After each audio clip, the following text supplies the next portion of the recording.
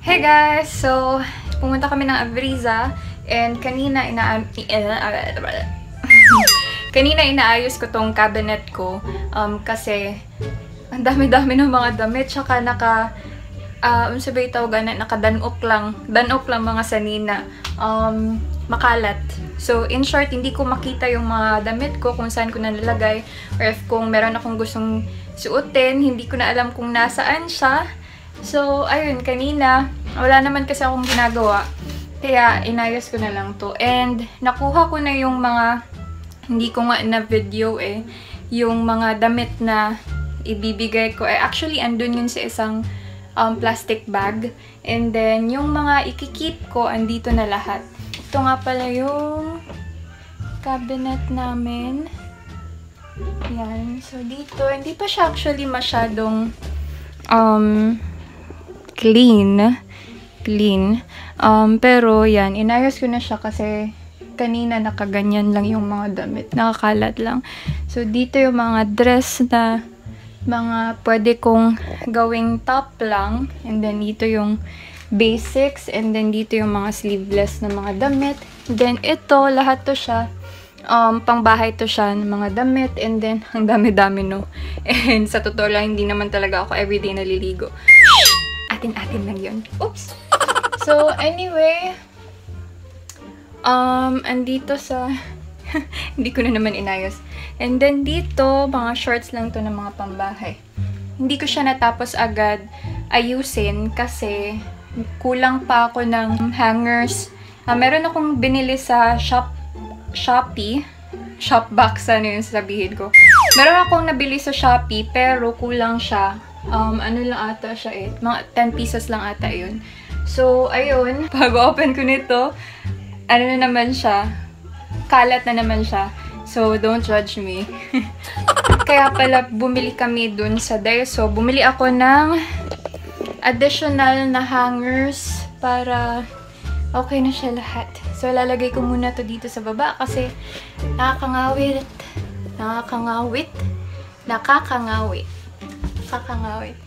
Hi! So, ayun. Bumili ako sa Daiso and ito, hangers lang. Hangers lang yung binili ko. So, ito, dalawang set ng hangers. Wooden lang siya. Kasi, ang mura lang, 88 pesos lang tong tatlong to. 88 pesos. Ayun. And, ito nga pala yung damit ko. Contestant number 1. Pak. Yan. Masyadong may pau-OTD si Mayora. Anyway, ayun. So, ito, pag open mo, hopefully, makita niyo siya yan. Napakakalat niya. Yung nabalik ko sa Shopee, parang mas okay pa ata to siya kasi naka-assemble na tong dito. Yung sa Shopee, hindi pa siya naka-assemble. Ikaw pa mag-a-assemble. And then, yung butas niya dito, masyadong maliit compare dito sa hook niya. So, medyo nasira ko yung ano niya, yung sa top niya. Ano ba to? Oh no! And by saying that, nasira ko din dito. Napaka-clumsy. What the fuck? Ayun. So, ito na yun. Luluhod na lang ako para makita niyo ako. So, ito na yun. 6 pieces for 176. Tama ba? 176 pesos. Hindi ko din alam kung magkakasya to siya. 6 lang yung nabili ko. Dapat siguro mga 3 sets. Pero, yeah. Nga pala, ito yung nabili ko sa Shopee. 5 pieces ng ganito. Na meron siyang clips dalawa. And then 5 pieces nung normal na hook. So, ito. Ito lang siya din dito. Ako pa naglagay nito dito. Yan.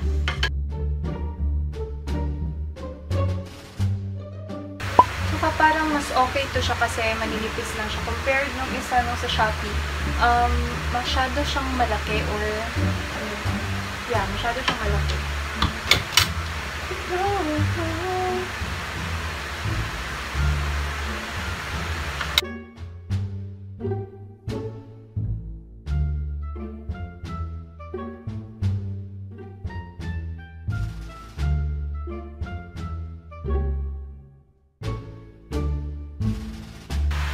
So, hey guys, tapos na akong linisin tong cabinet ko. And parang laki-laki ko naman dito. Oh my God. I'm so fat. So, yun. Kasi kulang yung mga hangers ko. Ginawa ko is dinalawa-dalawa ko na lang siya. Then, for example, ito. So, dito sa first, itong isang dress. And then, dito sa kabila, itong red na dress. Ganyan. Pack na pack siya. And then, ito, mga swimwear ko lang yan siya. And dito, meron ditong scarf. Nilagay ko na lang siya dito. Kasi, hindi ko alam kung saan ko nilalagay. Basta yun. Then, mga jeans, shorts, and romper. And, yun lang. Ay, kinulayan ko pala to. White na siya. Hindi siya natapos kasi walang primer. Di ba kailangan ng primer or something? Tapos, spray lang yung ginamit ko. So, desperate, no? Hashtag desperate. So, ito. Yan. So, yun na.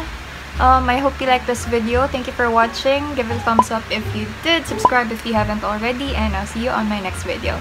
Bye! Versace on the floor. Ooh. Take it off for me, for me, for me, for me now, girl. By the way, nakorap yung USB ko and andun yung dapat na video ko for Sunday, which is today. So, ayun, super sad lang ng life. Kasi tinransfer ko siya. Meron kasi ako nabili sa Lazada yung 1TB na USB. And then tinransfer ko yung mga files ko. Yun nga lang, tanga-tanga ko. Tanga-tanga.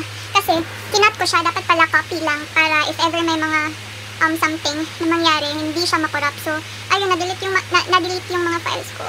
Dami-dami mga videos doon and pictures, memories. Lahat. And yung trip namin sa Macau, yung mga pictures sa Macau, hindi ko pa siya lahat napopost sa Facebook and hindi ko pa din na-edit yung ibang videos namin sa Macau. Kaya, yeah, super sad. And, yun, itatry ko i-recover yung files. Magpapadownload ako sa kapatid ko kasi mas alam niyo yun kasi IT siya. And hopefully, ma-retrieve yung files. Kasi sayang. So anyway, yung USB from Lazada, sinauli ko na siya. Pinadala ko na balik sa kanila. And hopefully, yung darating sa akin ulit, nagpapa-replace kasi ako. So, hopefully, yung darating sa akin ulit, okay na yun siya, hindi na siya defective. So, yun na.